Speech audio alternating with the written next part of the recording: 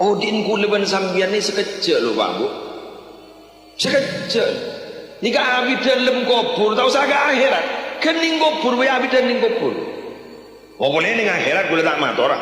Ning cek lah ada akhirat. Ning kubur kita hidup 30 tahun. Kita hidup 50 tahun lah katakanlah. 50 tahun.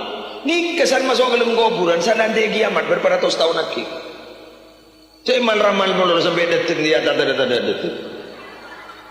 Mada di kiamat cek lek megatras dia tidak apa. Betul. Kun lah kabar menurut siang malam. Megatras ada dah. Hah? Mega proyek pun ber. Hah? Nama mulai kiamat kita ada. Kita ada. La taqumus sa'a hatta la yuqala Allah.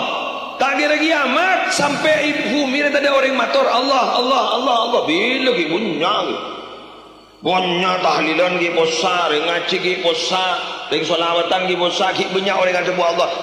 Jauh. Kening kopur bae. Abidan ni kopur tempeng bedening rambi puji.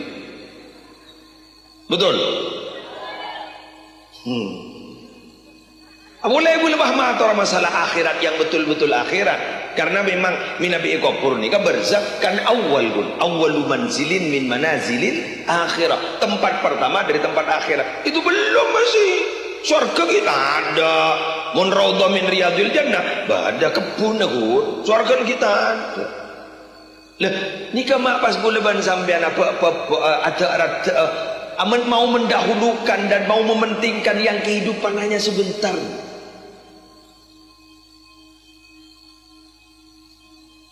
Udah lah sebelah.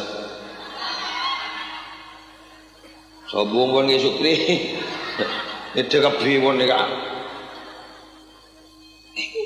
Kan? Sekejap yo. Ambian bagi bangun cagu lagi umur tu lobo umur segami mate. Makan, masya Allah, kulisan ingat kau panik para Rabu, ingat ni, ingat ambian ni kan. Ya katakanlah ke Syukri Rifai makan. Ke Syukri Rifai ini membuat acara, kan saya kepentingan, saya kocak sukses acara ni kan. Maaf ya, banyak yang hadir kan begitu. Jika benih biaya, benih apa, banyak yang hadir itu sukses. Jadi yang dimaksud sukses itu model pengajian, nih secara dohir loh. Tingkat absensi kehadiran tuh banyak. Sukses. Alhamdulillah banyak setan berkata jok. Sampai aku. Lah ini ke bunga kan? Boleh masa ni kan? Wah, ada berkata gigi jodoh setan. Kerususan. Lah, Syukri ini kan makin ni kan ki berdegan tok. Muslim ki berdegan tok. Ki bisa minta tolong kau. Mulai pak kalau kau kuburan dari masa minta tolong. Cak ring bulan sambian lemacaan hadis menurut ingkoto amaluku. Pekak pun amalah. Tetapi mun intifaul amal ki bisa. Dari manfaat dari amal aku bisa. Tapi mun amal itu pekak. Apa